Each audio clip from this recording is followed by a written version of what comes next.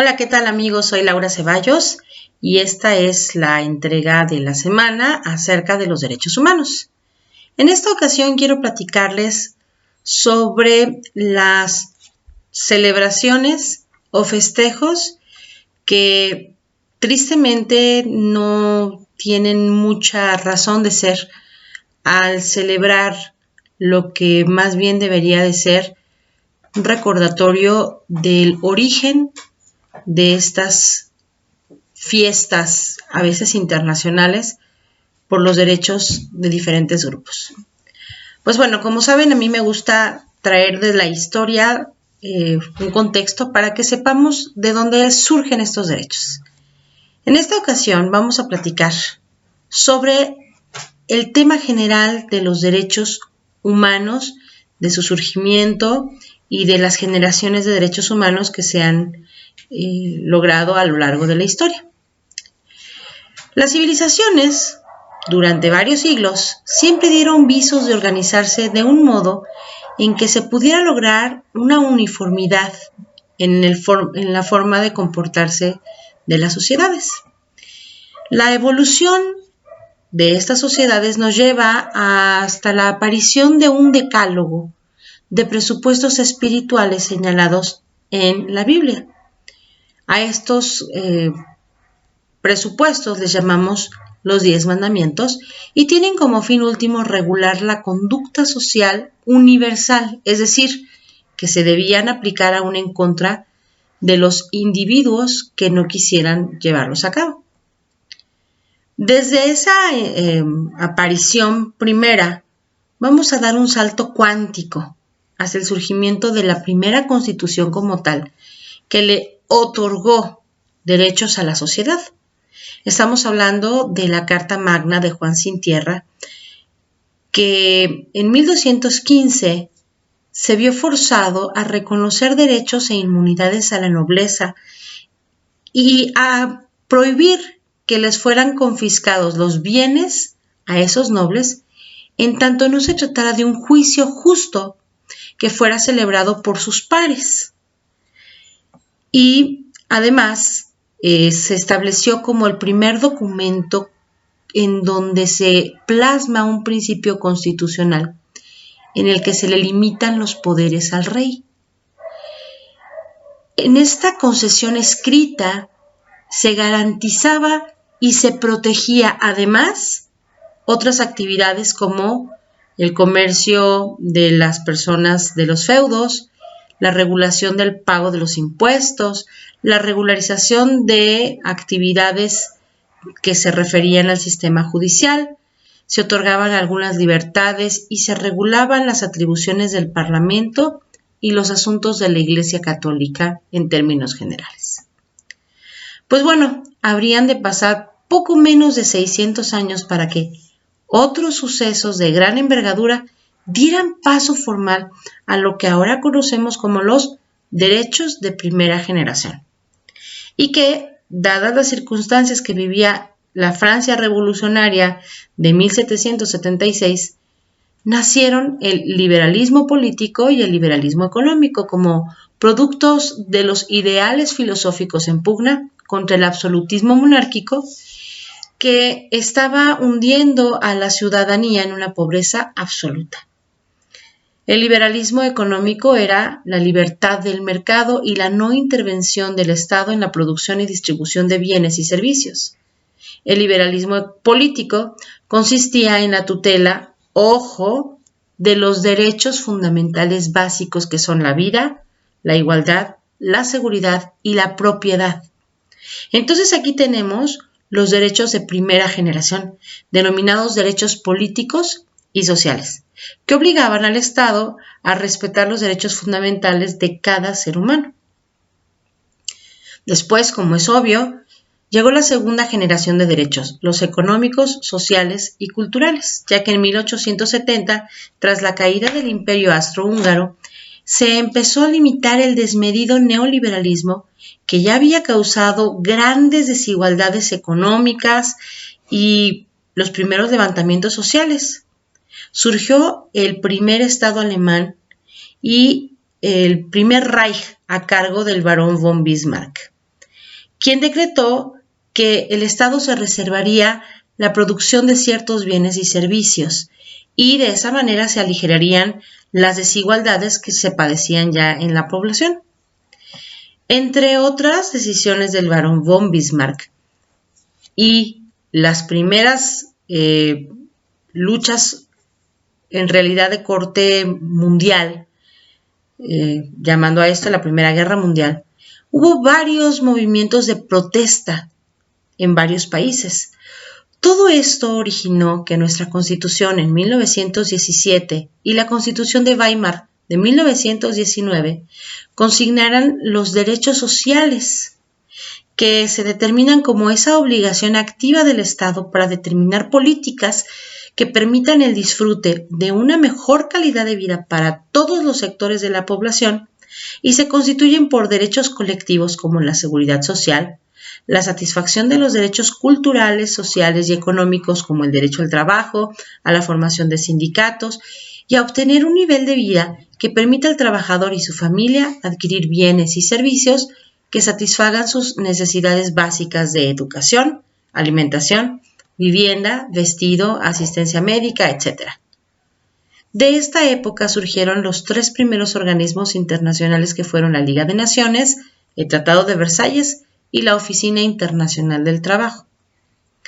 Posterior a la Segunda Guerra Mundial, por obvias razones, surgieron los derechos de solidaridad internacional, que son los denominados derechos de tercera generación.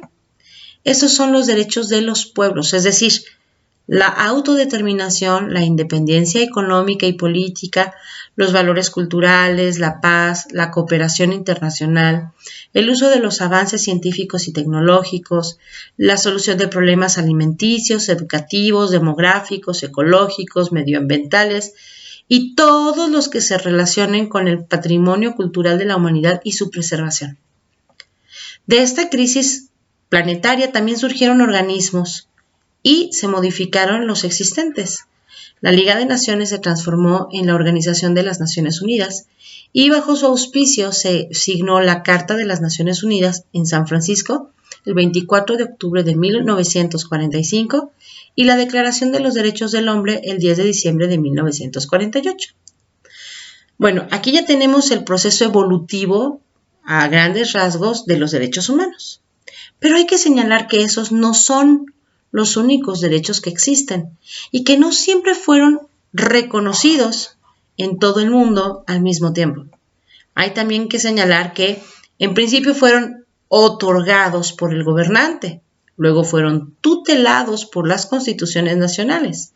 Sin embargo, es más certero señalar, como lo hace el texto del artículo 1 constitucional, que los derechos humanos son promovidos, respetados, protegidos y garantizados por la propia Constitución, como por los tratados internacionales de los que nuestro país es parte.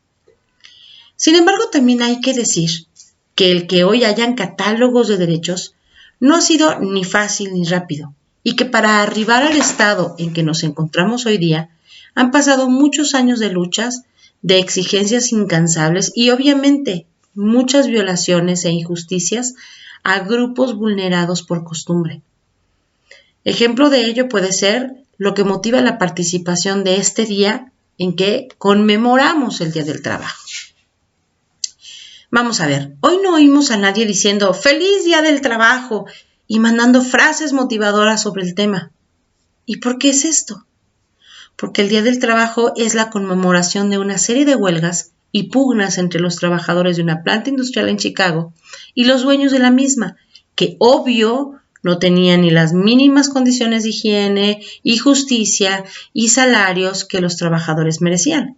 Entonces, como es lógico, impregnados de un resentimiento social y de ideas de progreso económico y justicia laboral, convocaron a huelgas y en una de ellas se produjo una masacre que hoy se recuerda como los mártires de Chicago. De este suceso surgió el establecimiento de la jornada laboral de 8 horas. Otro ejemplo, ayer, 30 de abril, se conmemoró que no se celebró el Día del Niño y no es la celebración feliz y colorida que hoy se da a los pequeños, sino que se trata de un triste recordatorio que los niños alcanzaron el reconocimiento a sus derechos porque eran totalmente desconocidos, eran invisibilizados. Y veamos por qué.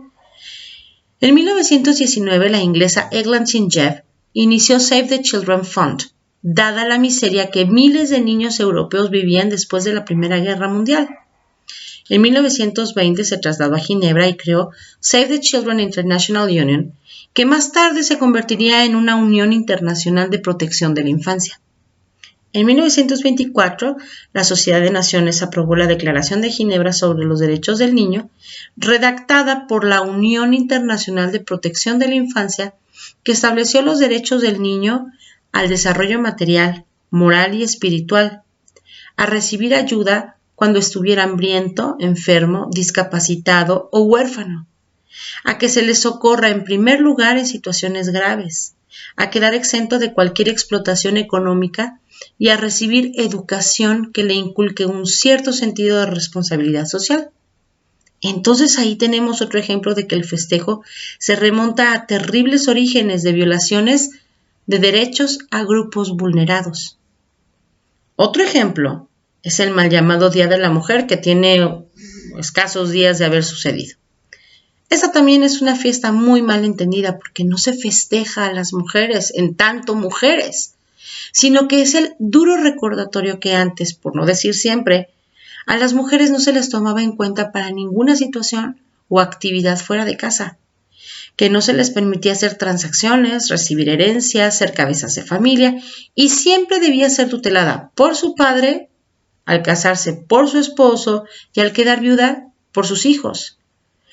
Es más, hace apenas unas pocas décadas que las mujeres pudieron votar, elegir un trabajo, aunque todavía muchas mujeres padecen de discriminación laboral por su sexo, por su género. Y hay muchos vicios en la contratación, como la exigencia de una prueba de no embarazo para poder ser contratadas, o la firma de una hoja en blanco que más tarde será redactada como una renuncia voluntaria en cuanto la mujer se embarace.